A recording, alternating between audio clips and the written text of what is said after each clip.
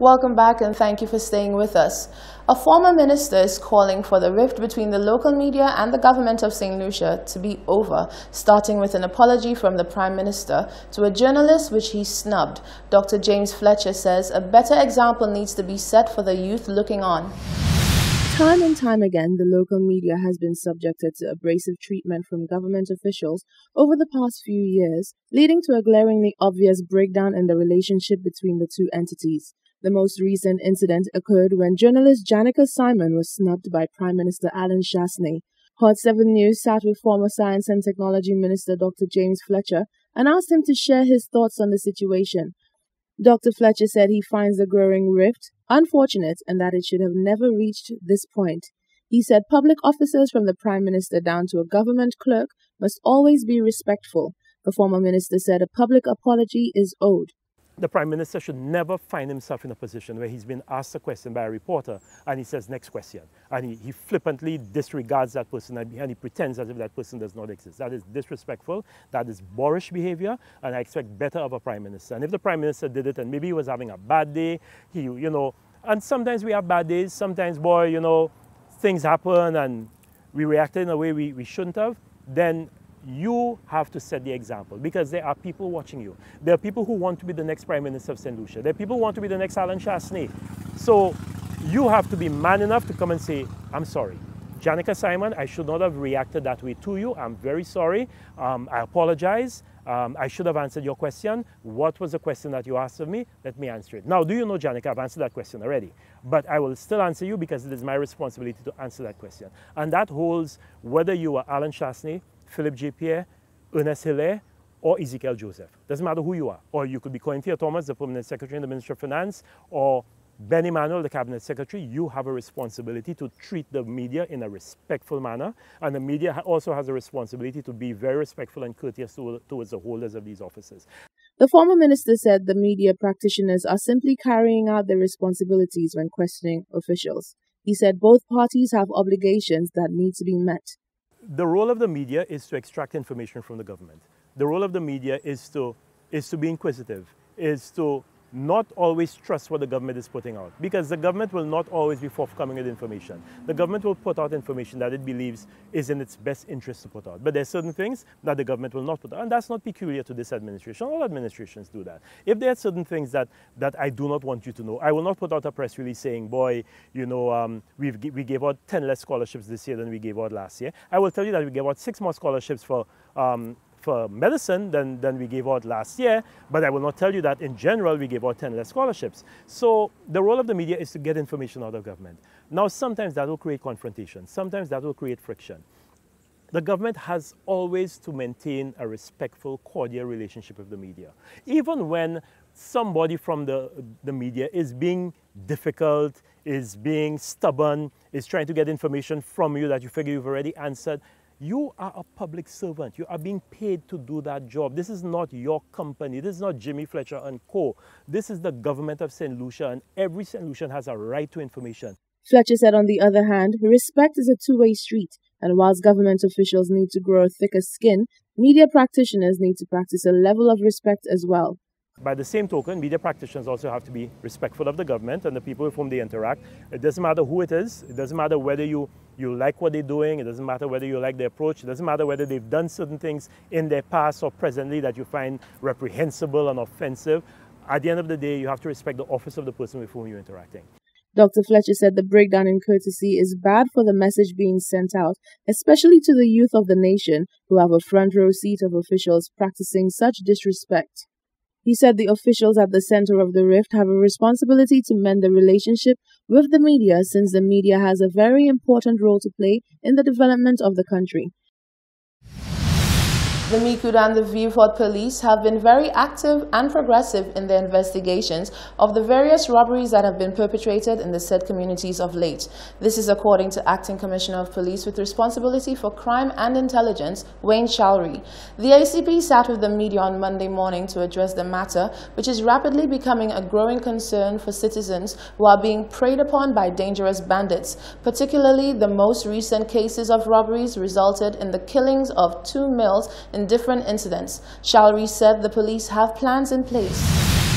We were not surprised of the date and time of the robbery, looking back at the trends and patterns from what would have occurred before, it definitely fit in with what we uncovered. As you would imagine, the Southern Division is a very large area, and the police cannot be at every spot at the same time. However, there is a plan in place. There was a plan, and we'll continue with that plan. That plan has been very fruitful, and the Vieux-Fort police have been very, very successful, especially going on from last year's robberies into this year. So we're looking at a new duo conducting those robberies, and I am confident in the ability of the Vieux-Fort police and Micoud police to bring these perpetrators to justice. Shall we neither denied nor confirmed that there is a specific group of individuals behind the spate of robberies. There are currently no suspects in custody for the 2 homicides.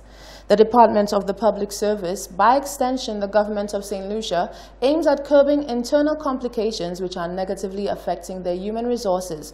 More in this report from Miguel Morissette. In recent times, public and private sectors have been faced with the issue of poor indoor air quality and mold. It is said that exposure to poor indoor air quality can cause short-term eye, nose, and throat irritation, as well as headaches, dizziness, and fatigue. The government of St. Lucia is currently faced with the constant challenge of relocating staff, conducting deep cleaning, and in some cases, abandoning building structures altogether. Communication personnel in the Department of the Public Service spoke with Facilities Management Officer Lyndon Barry Georges in order to better understand the situation. I don't think that the poor air quality is directly the cause of the mold, but it can lead to creating an environment for the mold to thrive. A lot of times what has been done is that we move into existing buildings. These existing buildings are not newly built, and if they are newly built, which means whether or not the construction was to standard, if the air conditioning system, which is supposed to create that artificial environment within the building, is not designed properly, then you're additionally creating a situation where the environment will allow for the mold to thrive in it. Also, we need to make sure on our end that standards are being followed when we're constructing. If you do not construct correctly, insulate your walls if you need to, then what you have is, it may not happen in the early stages, but as the building gets older, then you find that the conditions, it does not have that resistance to sustain the conditions that you need to maintain on the inside. So standards are key to everything that we do. Typically Graham-Lucy building, before we did our remedial works, you had a lot of surface cracks. So you had areas where water comes in and the water is being stored inside that wall. So you have a lot of condensation. Then you have on the afternoon, the sun hits it. So what does the sun do? It dries from the outside and it brings everything on the inside. What does the AC do on the inside of the space? It dries and it brings everything here. They stop at the center, and that's where you have condensation forming, and you have that moisture is favorable for mold to start growing from inside here, right? So what happened is treating the system from the source. Mold always has a source, especially when it relates to a building. That was one of the sources of the mold. He said mold can be resolved if officers adhere to precautionary measures. If you're transferring from one ministry from an old building into a new location, one has to make sure that certain protocols are followed. The cleaning of your books thoroughly, properly, and bringing it into the space, properly quarantined into the new space to make sure that you don't transfer the bacteria into the new space. It's also a situation of what do we maintain, how do we, our housekeeping on the inside of the space, because a lot of persons may think that the conditions are only created by the mechanical equipment. It's not. My books on my desk, the janitorial services within the building, how frequently do we do a deep cleaning of the space to make sure that dust particles are not kept, because you have dust particles, the janitors come, they clean. If they do not clean properly, what do you have? If the AC system does not provide that assurance that you need that the air is balanced, then you have a condition on the inside that's favorable for the dust particles to get attached to the water droplets in the air. You have mold, right? Now, most times what happens is that you don't detect it until someone says, I'm feeling sick, I'm not feeling too well, and then it happens too late. So that's why we're trying our best on the public service ends to advise persons on the way forward how to deal with the situation, because most times we may be slightly the cause of it. Over time, poor air quality can trigger the effects of asthma, and constant exposure can lead to respiratory disease, cardiovascular disease, or even cancer. Permanent Secretary in the Department of the Public Service, Peggy Ann Sudat, reported that the government is seeking creative and new interventions to deal with this problem. We as a public service have implemented a number of measures. Among them would be making arrangements for medical consultations for staff, medical consultations and testing for staff to ensure that they are not impacted negatively by the issues in the workplace. Additionally, for the longer term solution, we have identified some areas and we have brought in some consultants or experts to do a more in-depth analysis so that we can find out exactly what is happening and what exactly is causing the problems to come up with a longer term solution for dealing with them. The Assistant Permanent Secretary in the Department of the Public Service, Augusta Duval-Toussaint, is calling on all public servants to assist in alleviating the aforementioned problem. Over the last few years, we've had a prevalence of occupational health and safety issues affecting many of our government agencies. In order to mitigate these issues, we have instituted a preventative maintenance regime. That regime includes biannual deep cleaning of the office space, the quarterly servicing of the air conditioning units, and proper storage of household chemicals. In addition to these measures, we encourage officers to take personal responsibility of their office space.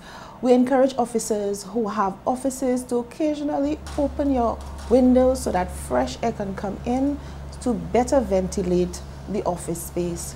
In addition, we are making a very special appeal for officers who eat at the desk. Please, officers, do not leave leftover food in your desk, as this practice creates the environment for the development of mold. The government of St. Lucia continues to work tirelessly as it seeks to eliminate the problem. From the Communications Unit in the Department of the Public Service, Miguel Morissette reporting. Much concern has been raised by parents towards the delayed commencement of the term at several schools on the island. Issues span from unfinished infrastructural work to unavailability of uniforms. In light of the issue, the Hot 7 team took to the streets for your take on the issue. September 3rd, 2019. The second day of the 2019 to 2020 school year. However, to date, many schools remain closed due to incomplete infrastructural works on compound. We took to the streets of Castries to find out what you St. Lucians had to say. Personally, I believe that our present Minister of Education is the worst that we have ever had. I believe she's a total failure. I was actually visiting her Facebook webpage sometime, I think today or even earlier today, and I was very surprised and even enraged at the suggestion that she's making, that the fact that there is a dwindling enrollment of students in most of our schools throughout the country. And she looks at it as a challenge. She looks at it as almost like a disaster. And I'm saying here is somebody who has been in academia, someone who has been in the education system as a teacher, right? Not following the trends of the world and not realizing what has happened. And if you look at the fact that you look at the countries that are most successful in education and have the highest rate of academia, you look at the Scandinavian countries, they are doing well because of small classes. So here we have an opportunity to introduce small classes in our schools where the children, the students will have better enrollment, they will be better followed, by the teachers. They would have one-on-one with the teachers, because as opposed to a class of 40 students, you would have a class of 15 students, which means we have an opportunity to develop our education system to the highest level if we are following the trends of what's happening in the world.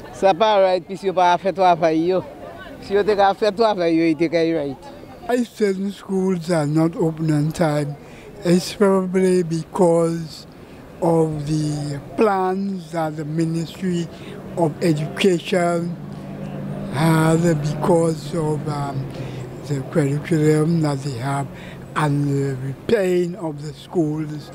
Those were damaged by the hurricane and the bad weather, and because of probably they could not get enough teachers to teach at the right time, and for the students who were in school in proper manners, uniforms and home training and respect and discipline. Moi-même, l'école ouverte depuis lundi, hier, même le gouvernement Thibault de faire un primaire partie ça, c'est maman là ni boire l'école, mais après tu 2 mois, il était ni bouta toi bestio. Open the gouvernement academy YouTube. That some children have to stay home, cannot attend school, and then well after the school has been repaired, they have to return, and then they have to rush them to learn. In other words, the teachers wouldn't have really have the time really to explain to the children the different things about whether it's mathematics, English, or whatever it is. This is putting too much pressure on the children. Any government, any responsible government, especially when you have long periods of holiday, let's say, well, school closed around June or whatever it is, they should have enough time to fix up the schools. You understand? Plan, leave the money there for that, and plan and fix the schools. That's what you had to say on this issue. I am Jacques Wooding for Hot 7 News. This is the Hot 7 Nightly News. Stay with us, we'll be right back.